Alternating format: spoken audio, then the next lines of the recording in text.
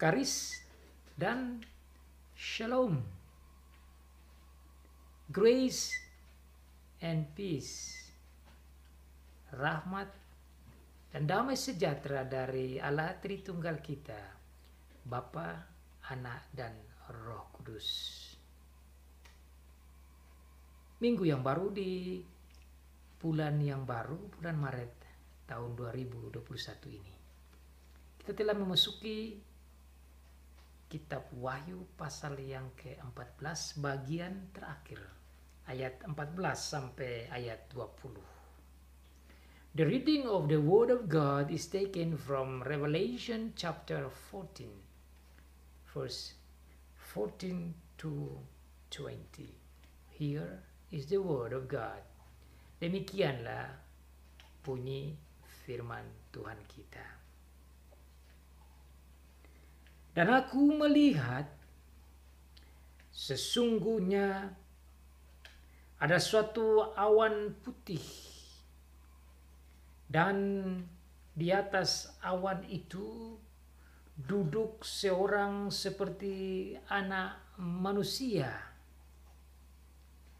dengan sebuah mahkota emas di atas kepalanya dan sebilah sabit tajam di tangannya. Maka keluarlah seorang malaikat lain dari bait suci, dan ia berseru dengan suara nyaring kepada dia yang duduk di atas awan itu, ayunkanlah sabitmu itu dan tuailah, karena sudah tiba saatnya untuk menuai, sebab tuaian di bumi sudah masak. Dan ia yang duduk di atas awan itu mengayunkan sabitnya ke atas bumi, dan bumi pun dituailah. Dan seorang malaikat lain keluar dari bait suci yang di surga. Juga padanya ada sebilah sabit tajam. Dan seorang malaikat lain datang dari mezbah. Ia berkuasa atas api. Dan ia berseru dengan suara nyaring kepada malaikat yang memegang sabit tajam itu. Katanya, ayunkanlah sabitmu yang tajam itu, dan potonglah buah-buah pohon anggur di bumi, karena buahnya sudah masak. Lalu malaikat itu mengayunkan sabitnya ke atas bumi dan memotong buah pohon anggur di bumi dan melemparkannya ke dalam kilangan besar, yaitu murka Allah. Dan buah-buah anggur itu dikilang di luar kota, dan dari kilangan itu mengalir darah, tingginya sampai ke kekang kuda, dan jauhnya 200 mil. Demikian jauh pembacaan firman Tuhan. Diberkati bagi setiap anak Tuhan yang membaca, mendengar, dan melakukan firman Tuhan. So far, the reading of the Word of God. Tuaian dari Tuhan Yesus Kristus menjelang hari kiamat. Harvest of our Lord Jesus Christ close to the doomsday. harvest of our Lord Jesus Christ, close to the doomsday. Tuayan-tuayan dari Tuhan Yesus Kristus menjelang hari kiamat.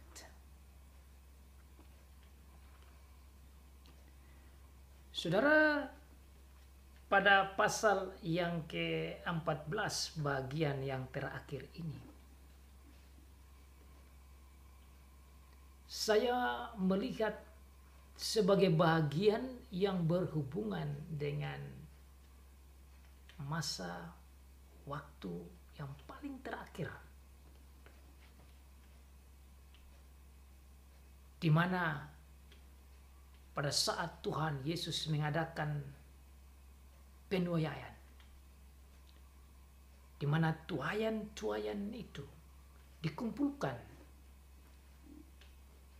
dan saat itulah datangnya hari kiamat, doomsday.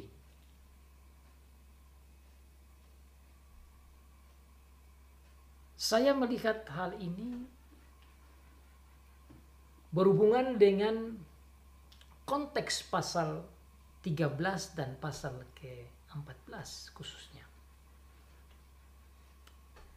Pada pasal ke-14 bagian yang pertama berbicara tentang kemenangan Tuhan Yesus bersama dengan gereja atas dragon atau iblis atau setan, atas antikristus dan anti-antikristus yang lain, nabi-nabi palsu, dan atas seluruh pengikut-pengikut binatang atau yang punya nomor 6 itu. Kemenangan atas setan dan semua pengikut-pengikutnya yang sebelumnya seperti menang atas gereja atau orang-orang percaya, tetapi dalam pasal ke-14 kita mendengar orang-orang percaya bersama-sama dengan anak domba yaitu Tuhan Yesus berada di Bukit Sion, rumah Tuhan, membuktikan kemenangan dari gereja oleh karena Tuhan Yesus atas setan dan semua pengikutnya. Oleh karena itu dalam pasal 14 bagian pertama kita belajar tentang bagaimana nyanyian pujian yang dilakukan, yang dinyanyikan oleh umat Tuhan dengan merdu bagaikan permainan kecapi, dan yang besar dan lantang bagaikan suara gemuruh guntur atau suara air bah. Dan umat Tuhan menjadi kudus tak bercacat oleh karena karya pekerjaan Tuhan Yesus Kristus. Pada bagian yang kedua minggu lalu saudara dan saya belajar sekali lagi kemenangan dari Tuhan Yesus Kristus atas iblis dan atas pengikut-pengikut iblis, di mana kita belajar tentang jatuhnya Babylon atau Babel. Kita belajar tentang Allah lah yang patut disembah dan dimuliakan dan harus dihormati. Kita belajar tentang hukuman-hukuman yang diberikan oleh Tuhan kepada pengikut-pengikut iblis. Selama-lamanya mereka ada di neraka. Sementara orang-orang percaya, saudara dan saya, yang ada dalam Tuhan Yesus Kristus boleh beristirahat dan menerima berkat, bahkan hadiah-hadiah yang Tuhan siapkan di rumah Bapa di surga. Bagian ketiga minggu ini, saudara, kita belajar tentang bagaimana kemenangan yang lain, tentang the climax tuayan, puncak bagaimana Tuhan Yesus sebagai kepala gereja mengumpulkan orang-orang percaya untuk menikmati rumah di sorga dan sekaligus memerintah malaikat-malaikat untuk mengumpulkan orang-orang yang tidak percaya dalam satu tempat untuk menerima hukuman dari Tuhan. Ayat yang ke-14 dikatakan, dan aku melihat sesungguhnya ada suatu awan putih. Dan di atas awan itu duduk seorang seperti anak manusia dengan sebuah mahkota emas di atas kepalanya dan sebilah sabit tajam di tangannya. Ini merupakan sisipan yang lain yang diberikan oleh Tuhan untuk memberitahukan tentang kemenangan dari Tuhan Yesus dan bagi gereja.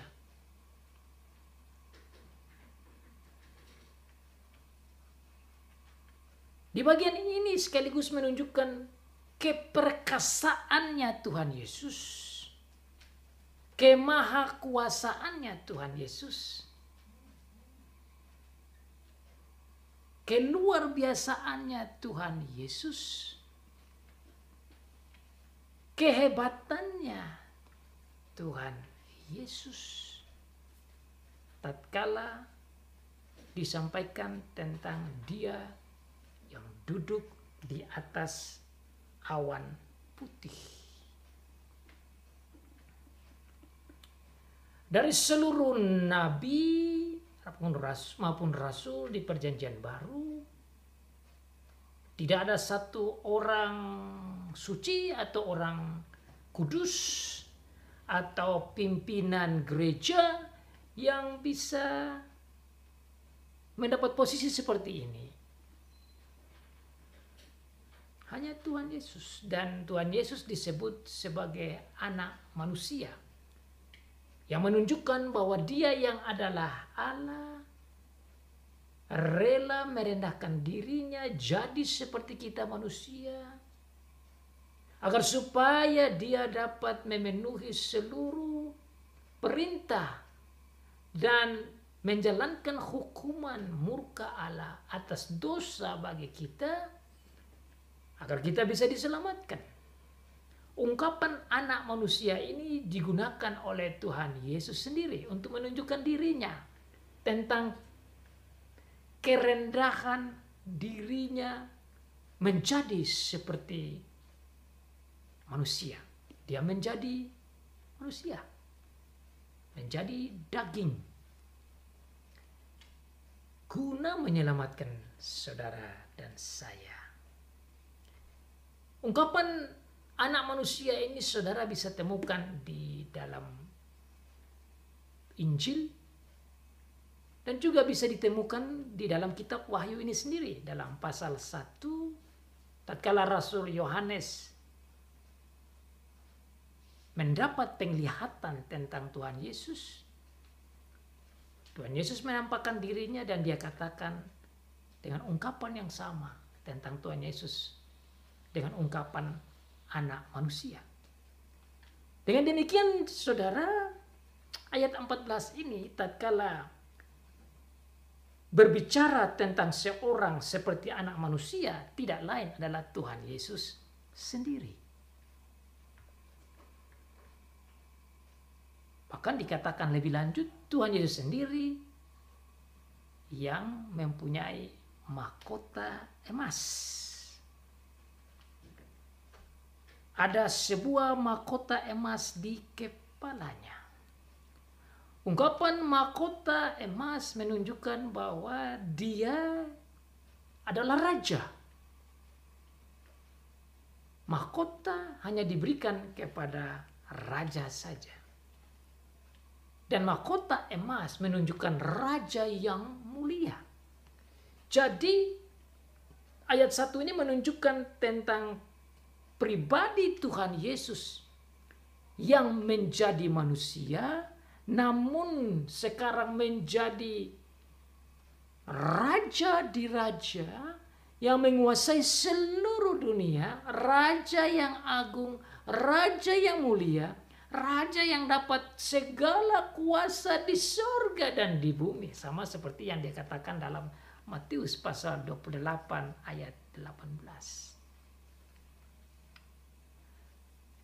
Dialah juga kepala gereja. Sebagai raja, dia menguasai dan memerintah atas surga dan bumi, bahkan termasuk awan pun ada di bawah kekuasaannya. Maka kalau dia dikatakan di sini duduk di atas awan putih, ini bukan hal yang baru atau tidak harus aneh bagi saudara dan saya. Karena ungkapan ini menunjukkan kepada kekuasaannya sebagai raja atas surga dan bumi. Seperti dikatakan dalam pasal 6, pasal 5, dia adalah anak domba Allah yang bisa membuka gulungan kitab itu dan juga yang membuka meterai-meterainya sebagai yang melaksanakan pemerintahan surga dan bumi dari Bapa. Ini menunjukkan kemenangannya. Ini menunjukkan kemuliaannya. Dan sekaligus kemenangan bagi gereja. Makanya saudara, bagian ini pun menjadi berita sukacita. Berita yang memberikan kekuatan kepada gereja yang pada saat itu dikuasai. Dan pada saat itu dia aniaya, bahkan dibunuh oleh raja-raja yang bengis dan buas. Tatkala gereja membaca, melihat anak manusia, kepala gereja Tuhan Yesus duduk di atas awan putih. Gereja dikuatkan untuk siap menghadapi geramnya dan kebuasan dan kebengisan daripada kaisar-kaisar yang bengis pada saat itu. Gereja ditolong untuk setia sampai mati. Gereja dikuatkan untuk tegar sampai mati. Gereja dihibur untuk setia kepada Tuhan. Gereja ditolong untuk tetap berpegang pada iman pada Tuhan Yesus Kristus. Oleh karena penglihatan yang disampaikan di bagian ini. Jika gereja pada saat itu terhibur dan dikuatkan oleh Tuhan Yesus, padahal mereka berada dalam keadaan yang menderita, yang dianiaya, yang begitu sulit, seharusnya saudara dan saya pun tatkala membaca ayat pertama ini harusnya bersuka cita dan beria-ria dan terangkat dan terhibur dan dikuatkan oleh firman Tuhan. Karena perkataan Tuhan Yesus yang adalah anak manusia itu yang duduk di atas awan putih. Duduk di atas awan putih dengan mahkota emas. Menandaskan kekuasaan, kemuliaan, kemenangan, keperkasaan, keluar biasaan, dan segala yang hebat itu ada di dalam tangan dia. Jadi saudara, dengan firman ini saudara dan saya belajar tentang kemenangan dan kemenangan dan kemenangan lagi. Kalau saudara mendengar kemenangan demi kemenangan dan kemenangan, saudara dan saya harus bersuka cita karena kemenangan itu. The victory and the victory and the victory that is explained in this chapter. Jadi saudara, seperti saya katakan sebelum, bahwa seluruh pasal 14 ini menceritakan tentang betapa hebatnya Tuhan Yesus dan betapa luar biasanya kemenangan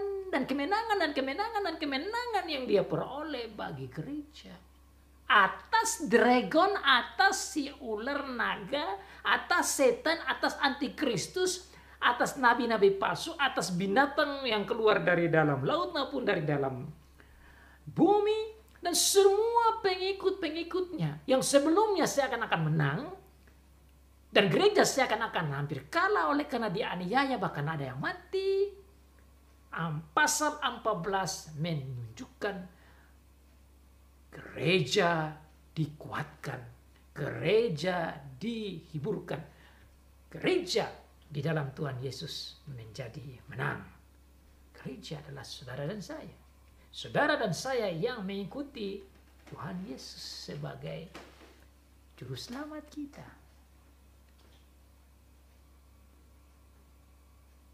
Dengan demikian saudara, ayat 1 tentang awan, tentang mahkota emas, menunjukkan betapa luar biasanya kemenangan Tuhan Yesus, kekuasaan dan kekuatan Tuhan Yesus, dan tentu sekaligus menghibur saudara dan saya sebagai anggota gereja. Dalam Wahyu pasal 1 ayat 7 itu pun dijelaskan bahwa dia akan datang kembali dengan awan. Saudara, mari buka Wahyu pasal 1 ayat yang ke-7 untuk mengingat kembali yang sudah kita dengar khotbah di awal-awal dari kitab Wahyu. Ayat 7. Lihatlah, ia datang dengan awan-awan, dan setiap mata akan melihat dia, juga mereka yang telah menikam dia, dan semua bangsa di bumi akan meratapi dia. Ya, amin. Dia datang dengan awan. Tatkala dia naik ke surga, setelah dia bangkit dari kematian, dan setelah 40 hari dia naik ke surga yang disaksikan oleh murid-muridnya. Saat dia terangkat, malaikat datang dan menyampaikan kepada murid-murid pada waktu itu bahwa dia akan datang kembali dalam bentuk yang sama, di mana dia terangkat dan ditutupi oleh awan-awan. Dia pun akan kembali seperti itu.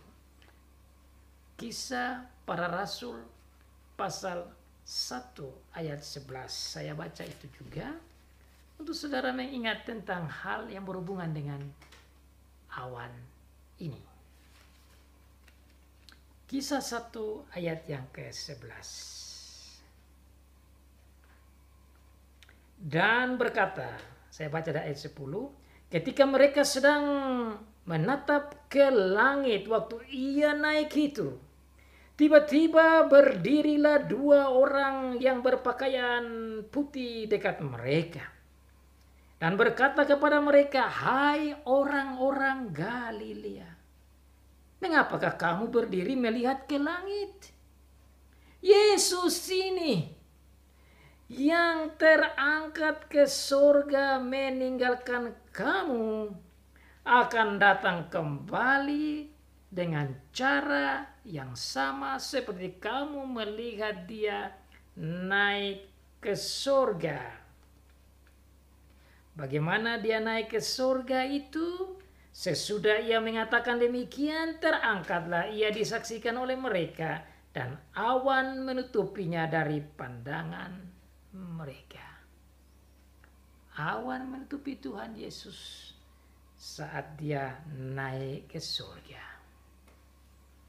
Satu ayat yang lain lagi yang berhubungan dengan awan, itu kata Tuhan Yesus sendiri, bahwa pada hari terakhir dia akan datang kembali dengan awan. Matius pasal 24 ayat 30, saya baca dari ayat 29. Segera sesudah siksaan, pada masa itu matahari akan menjadi gelap dan bulan tidak bercahaya, dan bintang-bintang akan berjatuhan dari langit, dan kuasa-kuasa langit akan goncang.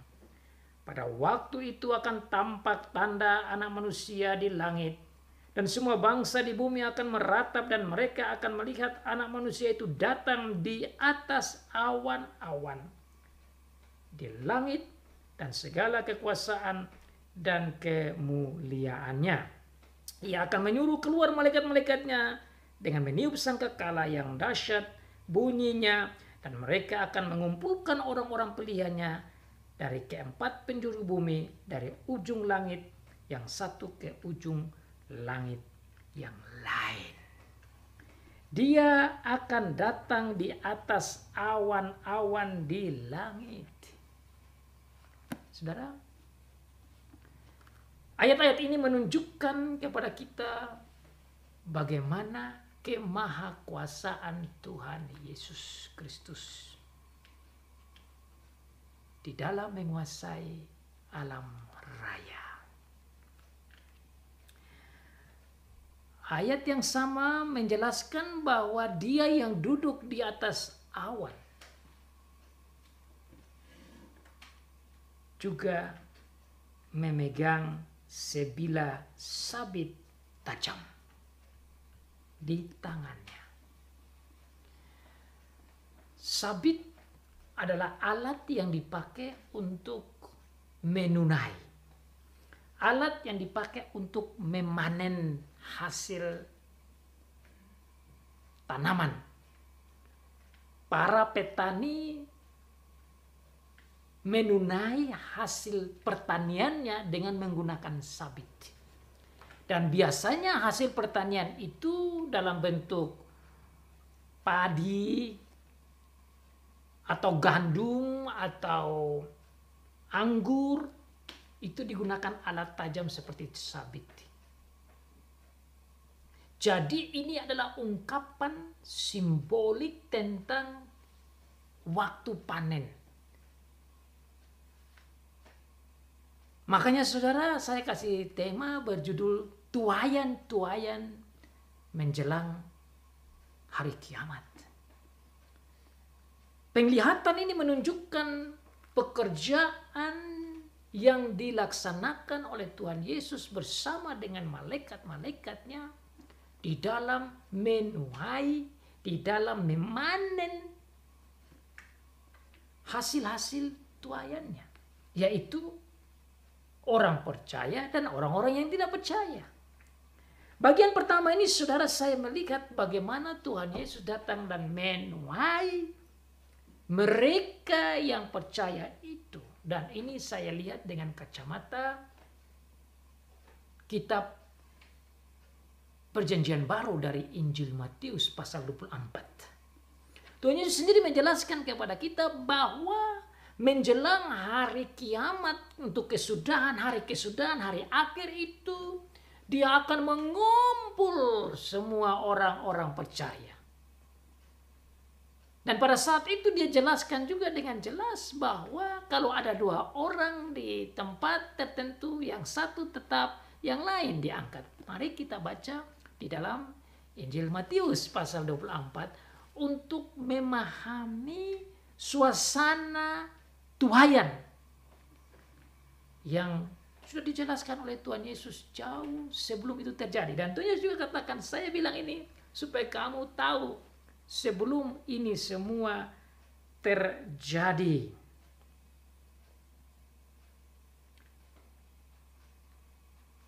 Injil Matius pasal yang ke-24 khusus ayat 25 dia katakan begini. Camkanlah aku sudah mengatakannya terlebih dahulu kepadamu. Bagian kata-kata Tuhan Yesus tentang peristiwa yang terjadi sebelum hari kiamat ini terjadi tuaian. Dan Tuhan Yesus mengatakan di dalam ayat yang ke-37 dari pasal 24 begini. Sampai dengan ayat yang ke-44 saya baca biar kita bisa mengerti bagaimana keadaannya yang saya berpikir ada hubungannya dengan tuaian di pasal 14 ayat 1 ini. Sebab sebagaimana halnya pada zaman Nuh, demikian pula halnya kelak pada kedatangan anak manusia. Sebab sebagaimana mereka pada zaman sebelum air bah itu makan dan minum, kawin dan mengawinkan, sampai kepada hari Nuh masuk ke dalam bahtera. Dan mereka tidak tahu akan sesuatu sebelum air bah itu datang dan melenyapkan mereka semua.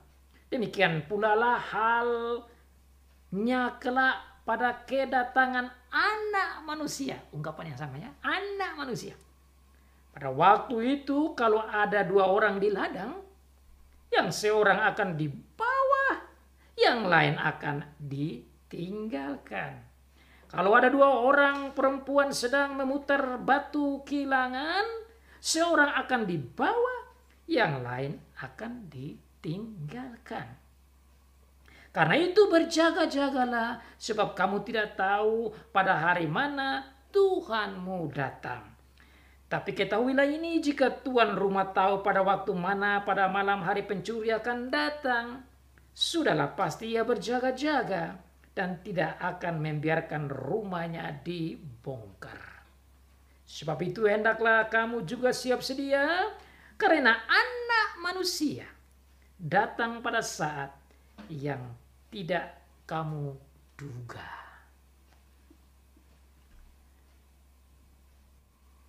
Jadi bagian ini saudara adalah bagian yang berhubungan dengan kiamat. Hari terakhir. Hari kedatangan Tuhan Yesus Kristus. The Doomsday. Atau hari hisab. Hari terakhir. Jika saudara ingin mengetahui banyak tentang hari terakhir, hari kiamat, hari hisab, hari kiamat atau doomsday yang Tuhan bicara, maka ini kesempatan emas saudara kita pelajari dari Wahyu pasal 14 bagian terakhir ini dihubungkan dengan kitab Matius pasal 24. Yang tadi kita baca bersama tentang bagaimana Tuhan Yesus menunai. Bagaimana Tuhan Yesus memanen. Dengan mengumpulkan orang-orang percaya di satu bagian atau satu tempat. Dan orang-orang yang tidak percaya di satu tempat yang lain. Sebentar kita akan berbicara tentang katastrofi atau bencana-bencana yang terjadi bagi orang-orang yang tidak percaya. Ini kata Tuhan Yesus. Tapi indah sekali saudara, luar biasa sekali.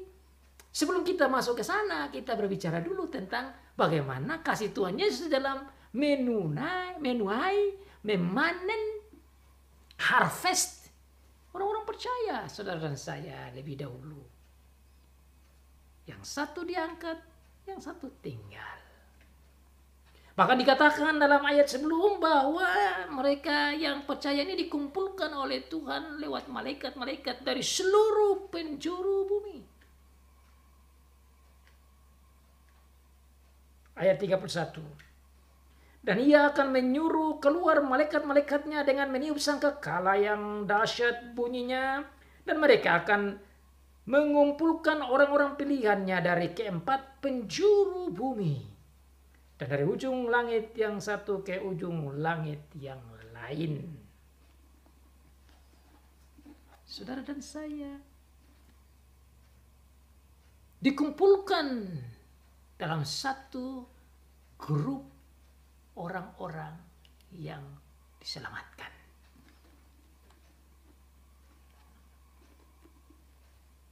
Inilah maksud Tuhan Yesus mengangkat sabitnya untuk menyapit atau menuai atau memanen isi bumi.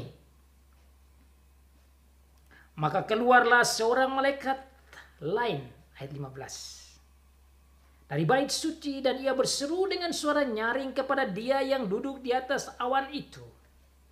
Ayunkanlah sabitmu itu dan tuailah, karena sudah saatnya untuk menuai. Sebab tuaian di bumi sudah masak. Berbicara tentang tuaian, tidak lain berbicara tentang hari kiamat. Ini peristiwa yang menjelang dekatnya kiamat. Tuhan Yesus tuai dan terjadilah kiamat. Saudara dan saya yang ada pada saat ini, yang masih diberikan Tuhan hidup sampai saat ini, udah baik untuk kita pelajari tentang suasana peristiwa menuju pada kiamat. Tatkala peristiwa itu sampai saudara dan saya dituai secara terpisah dari mereka yang tidak percaya. Tapi menjelang itu saudara, Tuhan Yesus juga menjelaskan kepada kita bahwa ada beberapa peristiwa yang harus terjadi sebelum itu. Dan itu juga diungkapkan di dalam Matius pasal 24 yang sama. Saya ingin membaca ini supaya kita ada gambaran berhubungan dengan saat-saat menuju pada tuaian yang dibicarakan di dalam Wahyu pasal 14 ini. Dalam Matius pasal 24 bagian pertama, Tuhan Yesus menjelaskan kepada murid-muridnya tentang bagaimana peristiwa-peristiwa yang harus terjadi sebelum kiamat itu datang. So before the doomsday happens, there are a few events that must happen before it. Ada hal-hal yang harus terjadi sebelum terjadi kiamat. Saudara, ini penting karena banyak orang berbicara tentang kiamat dari versi dan dari sudut pandangannya masing-masing. Saya pikir baik untuk kita berbicara tentang kiamat itu dari versinya Tuhan Yesus seperti tercatat di dalam Alkitab, khusus dalam pasal 24 dari Matius. Saya baca agar supaya kita memahami step demi step menuju pada kiamat yang Tuhan berbicara. Meskipun kita tidak tahu kapan hari hanya, kapan tanggalnya, kapan waktunya, kita tidak tahu. Tapi Tuhan Yesus sudah memberitahukan kepada kita hal-hal yang harus terjadi sebelum hari kiamat itu.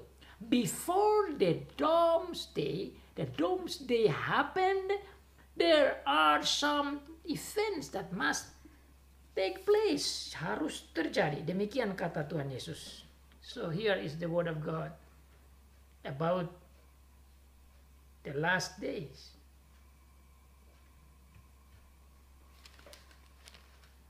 Ayat yang ketiga saya baca. Ketika Yesus duduk di bait Zaitun, di bukit Zaitun, datanglah murid-muridnya kepadanya untuk bercakap-cakap sendirian dengan dia. Kata mereka, katakanlah kepada kami bila manakah itu akan terjadi dan apakah tanda kedatanganmu. Maksudnya kedatangan Tuhan Yesus yang kedua kali. Tentu berhubungan dengan hari kiamat. Dan tanda kesudahan dunia. Itu tentu hari kiamat. Ayat 4. Jawab Yesus kepadanya, "Waspadalah supaya jangan ada orang yang menyesatkan kamu. Sebab banyak orang akan datang dengan memakai namaku dan berkata, 'Akulah Mesias.' Dan mereka akan menyesatkan banyak orang." Ayat 6. "Kamu akan mendengar deru perang atau kabar-kabar tentang perang. Namun berawas-awaslah, jangan kamu gelisah. Sebab semuanya itu harus terjadi, tetapi itu belum kesudahannya. Sebab bangsa akan bangkit melawan bangsa, dan kerajaan melawan kerajaan. Akan ada kelaparan dan gempa bumi di berbagai tempat. Akan tetapi semuanya itu barulah permulaan penderitaan menjelang zaman baru. Pada waktu itu kamu akan diserahkan supaya disiksa, dan kamu akan dibunuh dan akan dibenci semua bangsa oleh karena namaku. Dan banyak orang akan murtad, dan mereka akan saling menyerahkan dan saling membenci. Banyak nabi palsu akan muncul dan menyesatkan banyak orang. Dan karena makin bertambahnya kedurhakaan, maka kasih kebanyakan orang akan menjadi dingin. Tetapi orang yang bertahan sampai pada kesudahannya akan selamat. Dan Injil kerajaan ini akan diberitakan di seluruh dunia, menjadi kesaksian bagi semua bangsa. Sesudah itu barulah tiba kesudahannya."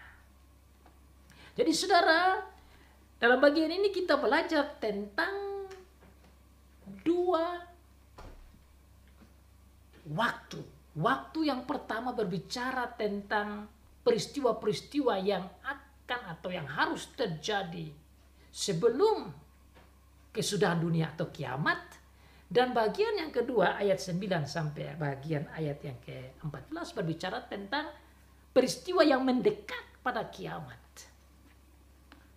Bagian pertama Tuhan Yesus katakan bahwa hal-hal yang terjadi sebelum kiamat itu ada terjadi peperangan, bangsa melawan bangsa, dan itu sudah terjadi saudara. Itu sudah dipenuhi, bangsa melawan bangsa, kerajaan melawan kerajaan, kelaparan terjadi di mana-mana, gempa bumi juga sudah terjadi. Semua ini baru permulaan, dan memang permulaan ini sudah terjadi, sudah digenapi. Bagian yang kedua dibicarakan tentang kamu akan dibenci, ada banyak orang murtad, mereka saling membenci, ada banyak nabi-nabi palsu, dan banyak kedurhakaan. Ini saya lihat sebagai bagian kedua, dan ini pun sudah terjadi. Banyak orang yang datang juga, baik di luar negeri, yang saya pernah lihat sendiri dan dengar. Ada banyak orang katakan bahwa mereka lah Mesias. Banyak kedurhakaan yang sekarang sedang terjadi. Maka hal ini juga sudah menggenapi apa yang Tuhan Yesus katakan. Sekarang saudara tinggal saja bagian yang lebih dekat seperti dikatakan di dalam ayat yang ke-14, 15 dari Wahyu pasal 14 ini. Tetapi sebelum ini terjadi, Tuhan Yesus katakan bahwa Injilnya harus sampai ke seluruh penjuru bumi, supaya tidak ada yang berdalih atau beralasan tidak dengar firman Tuhan lagi. Tatkala hari kiamat itu terjadi, tatkala Tuhan Yesus datang dan bertanya kepadanya, dia tidak bisa lagi berdalih bahwa saya belum mendengar Injil. Itu maksud dari ayat yang ke-14. Sehingga tatkala Tuhan Yesus datang dan mengadakan tuaian, panen, orang yang tidak percaya tidak bisa berdalih. Maka ini kesempatan saudara, tatkala kita bicara tentang tuaian, adalah hal yang sangat penting untuk saudara menyampaikan dan membagikan video seperti ini kepada orang yang kalaupun belum pernah dengar ataupun belum bertobat dan menerima Tuhan Yesus. Agar dia menerima dia juru selamat supaya dia diselamatkan.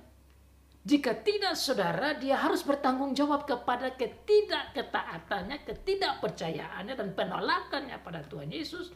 Dan pada saat penghakiman terjadi, di saat tuayan itu, dia tidak bisa lagi berdebat dan berargumentasi dan beralasan dan berdalih, seakan-akan dia tidak pernah dengar apa yang dikatakan oleh Injil tentang Tuhan Yesus sebagai juru selamat, tentang Tuhan Yesus sebagai Allah yang menjadi manusia.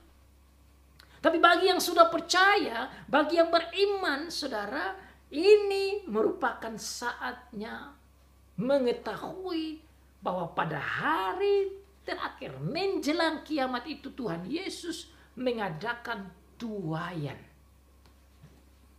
mengadakan panen bagi semua orang yang percaya. Sebagaimana pada zaman Nuh, orang yang percaya, Nuh dan keluarganya di set apart di satu tempat, yang tidak percaya di satu tempat, dan mereka mati saja begitu. Zaman Lot sama juga, Lot diselamatkan di satu tempat dan mereka yang tidak percaya di set di satu tempat. Tuhan Yesus pada saat kedatangannya menuju pada doomsday atau doomsday, pada saat hari kiamat, hari terakhir itu, menuai, memanen orang-orang yang percaya, saudara dan saya. Dengan demikian, saudara, tatkala kita di mana saja saudara berada, kalaupun kita menghadapi penganiayaan oleh karena nama Tuhan Yesus, kalaupun kita dihina oleh karena Tuhan Yesus, kalaupun kita diolok karena Tuhan Yesus, kalaupun kita disusahkan oleh karena Tuhan Yesus, kalaupun kita menderita oleh karena iman dan oleh karena firman dan oleh karena Tuhan Yesus, saudara saya harus menjadi kuat. Karena kita melihat akan bagian tuayan yang ini, bahwa kita akan bersama-sama dengan Dia, bahwa kita akan dikumpulkan di satu tempat oleh Tuhan Yesus. Dan kalau kita masih hidup, kita akan terangkat bersama-sama dengan saudara-saudara kita yang lain yang percaya, sebelum kiamat itu terjadi. Dengan demikian, saudara, pasal 14 ini mau menghibur saudara dan saya di dalam segala keadaan. Bahkan tatkala kita menghadapi virus corona, bahkan kita menghadapi goncangan ekonomi, ataupun kita menghadapi berbagai macam penyakit yang datang, saudara boleh menjadi terhibur dan kuat karena berita firman ini, oleh karena Tuhan Yesus yang menguasai surga dan bumi dan akan menuai panen orang-orang yang percaya di tempat yang berbeda dengan orang-orang yang tidak percaya. Sekarang saudara, bagaimana dengan orang-orang yang tidak percaya menjelang hari kiamat? What will happen to the people who do not believe? Close to the doomsday, what will happen? Here is the explanation. Inilah yang dijelaskan di dalam ayat 17 dan seterusnya. Setelah Tuhan Yesus mengayunkan sabitnya ke atas bumi untuk dituai, maka ayat 17 menjelaskan tentang tuayan bagi orang-orang yang tidak percaya.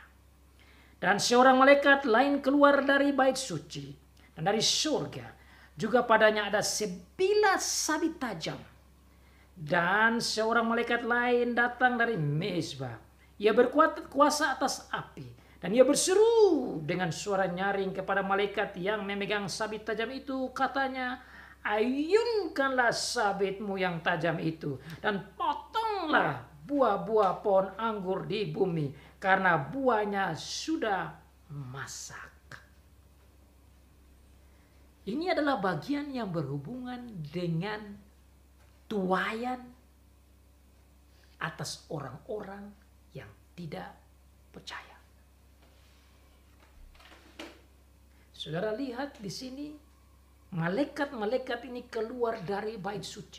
Malaikat-malaikat ini berbicara dari surga. Ini berarti mereka melaksanakan tugas sebagai perintah dari Bapa.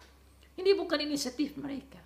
Mereka, tugas malaikat itu adalah utusan. Utusan hanya melaksanakan apa yang si pengutus sampaikan. Itu harus dilaksanakan. Maka semua yang dikatakan oleh malaikat dan dijalankan oleh malaikat dalam ayat 17 sampai 18, bahkan sampai ayat 20 di sini, tidak lain adalah perintah dari Bapa di surga. Tentu di situ ada Tuhan Yesus juga. Maka perintah dari Bapa lewat malaikat itu katakan kepada malaikat yang lain untuk menjalankan tugas tuayan. Ini merupakan realisasi dari apa yang Tuhan Yesus katakan di dalam Matius pasal 24 juga. Tentang pengumpulan orang-orang percaya di satu tempat dan orang-orang yang tidak percaya itu ditinggalkan dan ada di tempat yang lain. Tempat tersendiri seperti yang dikatakan pada zaman Nuh atau juga dalam zaman Lot. Malaikat mengayunkan sabitnya itu untuk memotong buah-buah anggur. Buah-buah anggur ini berhubungan dengan orang-orang yang tidak percaya. Bahasa sudah masak artinya sudah siap. Artinya kedurhakaan mereka sudah penuh. Artinya mereka sudah harus dikumpulkan dan menerima hukuman sebagaimana yang telah Tuhan siapkan, Tuhan putuskan atas mereka. Dan ini adalah hal-hal yang harus terjadi mendekati menjelang hari kiamat itu. Lalu malaikat itu mengayunkan sabitnya ke atas bumi. Ini sekali lagi bahasa kiasan. Sabitnya ke atas bumi dan memotong buah pohon anggur di atas bumi dan melemparkannya ke dalam kilangan besar, yaitu murka Allah. Jadi orang-orang yang tidak percaya ini dikumpul dan dibuang ke tempat penghukuman di mana ada murka Allah. Saudara, ini satu hal yang sangat penting. Saudara tentu tidak mau diri saudara atau anak saudara atau istri saudara atau suami saudara atau keluarga saudara masuk dalam kelompok ini. Sebab kalau masuk dalam kelompok ini, saudara, ini tidak lain penderitaan selama-lamanya. Dan saudara mengalami katastrofi yang besar. Bahkan sebelum masuk ke dalam hukuman yang kekal, saudara, orang yang tidak percaya ini mengalami penderitaan yang berat. Ini ada dijelaskan lagi dalam pasal 15 tentang cawan murka Allah yang akan kita pelajari minggu depan. Tapi saudara, dijelaskan lebih dalam tentang itu tatkala dibuang di kilangan besar murka Allah itu, mereka digiling di luar kota itu dengan dari kilangan itu mengalir darah. Ini ungkapan tentang penderitaan dan kematian yang mengerikan, saudara. Bahkan diungkapkan di sana tentang betapa tingginya darah yang mengalir itu dan betapa jauhnya darah yang mengalir. Ini, saudara, ungkapan simbolis. Hanya mau mengutarakan betapa besar dan luasnya katastrofi penderitaan yang dialami oleh orang-orang yang tidak percaya. Dan ungkapan darah yang tinggi sampai ke kekang kuda, ini ungkapan yang begitu jelas tentang betapa banyaknya penderitaan dan kematian, saudara. Kekang kuda itu tingginya kalau bukan 2 meter, 1,5 meter. Saudara bisa bayangkan kalau darah tinggi seperti begini, berarti itu bukan sedikit. Kemudian jauhnya aliran darah itu yang mengalir, jauhnya itu 200 mil. Saya hitung 200 mil itu sekitar 290-an kilometer, hampir 300 kilometer. Itu sudah hampir menyeluruh daerah Israel.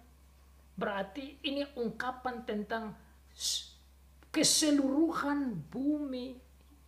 Orang-orang yang tidak percaya di bumi ini akan mengalami kesengsaraan dan kematian sampai ungkapan darah yang begitu tinggi tertumpah dan begitu jauh mengalir. Tumpahan darah pada saat mendekat, bahkan saat doomsday, hari kiamat. Peristiwa ini akan dijabarkan lebih dalam lagi dalam pasal 15 tentang katastrofi, bencana dan bencana besar yang dialami oleh orang-orang yang percaya, orang-orang yang tidak percaya. Orang-orang yang percaya tidak alami ini, saudara. Saudara dan saya tidak akan alami bencana-bencana besar yang Tuhan sudah siapkan sebagai jawaban doa atas mereka yang sudah menjadi martir oleh karena nama Tuhan. Saudara ingat apa yang dijelaskan di dalam Wahyu pasal yang ke-6 berhubungan dengan meterai kelima. Pada saat itu ada doa-doa orang kudus yang memohon kepada Tuhan Allah. Kapan ya Allah yang Maha Kuasa engkau membalas darah kami kepada mereka yang telah membunuh kami. Yang telah mengakhirkan hidup kami. Dan Tuhan katakan mereka harus sabar sampai jumlah orang-orang yang percaya itu dibunuh seperti mereka. Dan pada hari yang tepat maka Tuhan akan membalas, menunjukkan keadilan dan kebenarannya itu kepada orang-orang yang tidak percaya, yang menganiaya, dan yang menyusahkan, bahkan yang membunuh orang-orang percaya. Inilah yang menjadi kesimpulan di bagian ayat yang ke-20. Ini adalah jawaban doa terhadap orang-orang percaya yang diceritakan dalam pasal yang ke-6, materai yang ke-5. Ini juga merupakan jawaban doa tatkala disampaikan oleh para martir dalam pasal yang ke-8. Jadi tatkala saudara Tuhan menunjukkan murkanya dengan menurunkan katastrofi, bencana-bencana yang besar atas orang-orang yang tidak percaya. Ini sekaligus merupakan jawaban doa bagi orang-orang yang martir yang ada di surga. Ini sekaligus saudara menunjukkan betapa Tuhan itu adil. Siapa yang membunuh orang percaya dia harus bertanggung jawab. Siapa yang menganiaya orang percaya dia harus bertanggung jawab. Siapa yang menghina, membasmi dan menghilangkan nyawa orang kudus, orang percaya, dia harus bertanggung jawab kecuali bertobat. Maka saudara, bagian ini sebenarnya mau menunjukkan supaya orang-orang percaya rela untuk menyampaikan kebenaran dan kasih Tuhan kepada orang-orang yang tidak percaya, untuk segera bertobat, segera mendapat pengampunan, dan agar tidak mendapat katastrofi-katastrofi yang Tuhan sudah siapkan yang disebutkan dalam pasal ini. Sebelum datangnya hari besar, hari kiamat itu. Saudara, luar biasa keadilan Tuhan. Luar biasa kasih Tuhan. Luar biasa kepedulian Tuhan. Tuhan menunjukkan kepada gereja, kepada saudara saya bagian ini supaya kita mengerti bahwa Tuhan adalah Allah yang adil. bahwa Tuhan tidak membiarkan kejahatan itu dijalankan dan dengan seenak saja orang berbuat jahat terhadap gereja dan orang percaya. Bahwa Tuhan akan menunjukkan keadilannya, dan orang yang tidak bertobat, dan orang yang terus menyembah iblis, dan orang yang terus mengikuti si binatang itu, dan orang yang mengikuti nabi-nabi palsu, dan orang yang mengikuti kejahatan dan semua pekerjaan-pekerjaan iblis itu, mereka akan menerima semua ini. Mari saudara, kita bersama-sama merenungkan baik-baik. Kita boleh bersyukur bahwa di dalam Tuhan Yesus kita menang, meskipun kita ada dalam penganiayaan, meskipun kita dalam keadaan penderitaan. Tetapi kita adalah lebih dari pemenang. Tuhan memberkati kita semua. Amin.